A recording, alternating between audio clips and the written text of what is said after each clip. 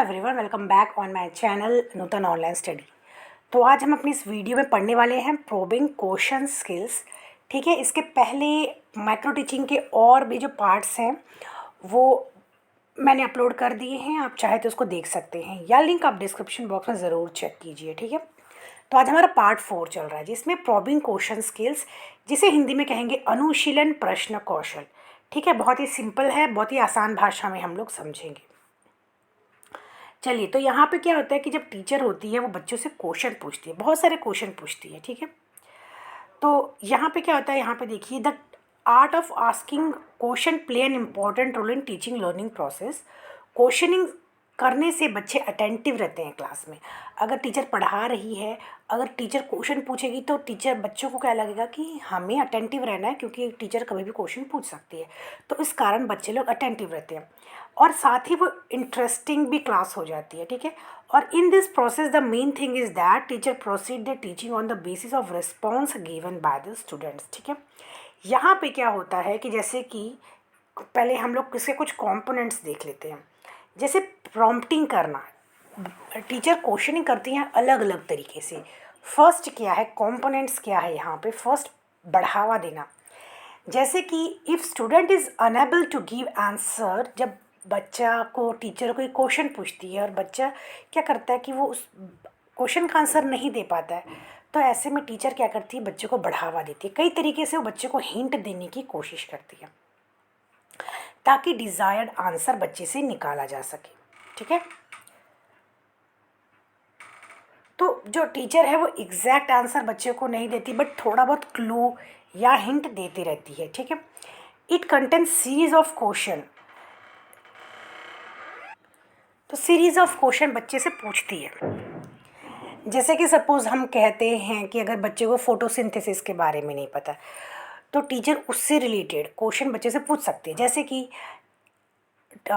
Leaves का colour क्या होता है, ठीक है, या तो लीव्स अपना खाना कैसे बनाते हैं, इस तरीके का क्वेश्चन पूछ सकती है। सीरीज ऑफ क्वेश्चन बच्चों से पूछती है ताकि बच्चों को थोड़ा बहुत हिंट मिल सके और क्लू मिल सके। ठीक है, आगे देखते हैं सीकिंग फर्दर इंफॉर्मेशन। तो इस विधि का उपयोग शिक्षक तब करता है जब विद्यार्थी या तो मतलब इनकम्प्लीट आंसर देगा या पार्शली करेक्ट आंसर देगा।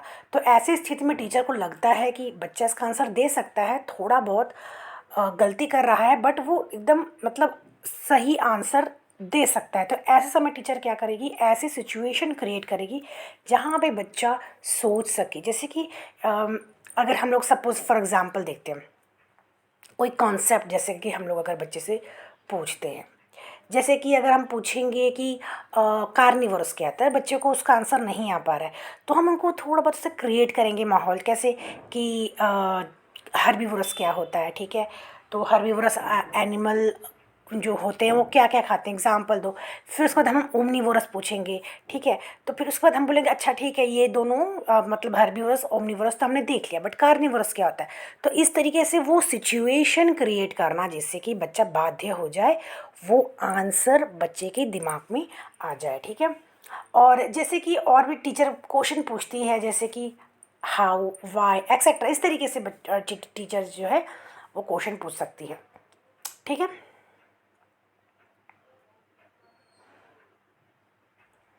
अब आगे देखते हैं रीफोकसिंग। रीफोकसिंग क्या है, it is use when student give correct answer.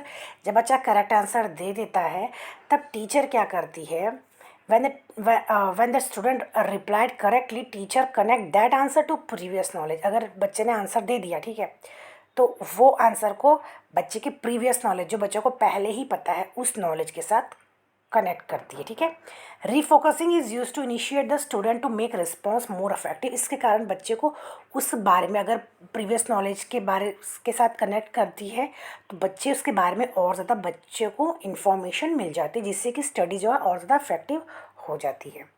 ठीक है, अब लास्ट में यहाँ पे रिडायरेक्शन देखिए। ठीक है, रिडायरेक्शन क्या होता है कि जब बच्चा प्रश्न का जवाब आधा या अधूरा देता है तब टीचर वही क्वेश्चन सेम बाकी के बच्चों से भी पूछ सकते हैं। जब टीचर को लगता है कि बच्चा ये आंसर तो दे रहा है बट इसके आगे आंसर नहीं दे पा रहा है, बहुत सारे टेक्निक यूज़ कर ली टीचर ने, बट फिर भी टीचर को लगता है कि बच्चा भी इसके आगे आंसर नहीं दे पाएगा, तो वही क्वेश्चन वो बाकी के और भी स्टूडेंट से पूछती है। अब यहाँ पे देखिए लास्ट है, यहाँ पे increasing critical awareness, this is used to increase critical awareness of the students. When teacher ask question and student give answer, then teacher try to increase critical awareness of students.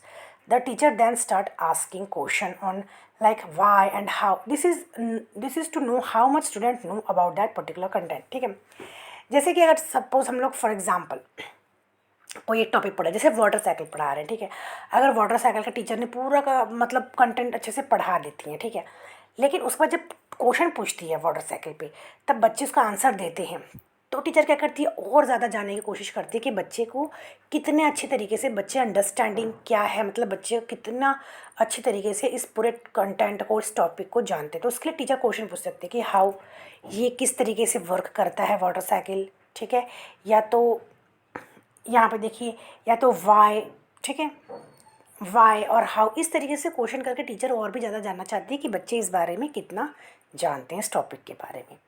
ठीक है, अब जैसे example देख लेते हैं इसका, please explain it. जैसे कि हमने वाटर साइकिल का बोला, तो बोलेंगे हम लोग कि जो वाटर साइकिल आपको समझ में आ गया, तो स्टूडेंट बोलेंगे हाँ, तो बोलेंगे प्लीज़ एक्सप्लेन करो क्या है वाटर साइकिल। ठीक है, सेकंड क्वेश्चन है हाउ कैन यू से सो। अच्छा, सेकंड है हाउ कैन यू से सो। जैसे कि अगर हम बच्चे को वाटर साइकिल के बारे में पढ़ाते हैं, तब हम बच्चे से क्या पूछ सकते हैं कि जो ये वाटर होता है, जो जैसे ओशन से या तो जिस भी तरीके से जो है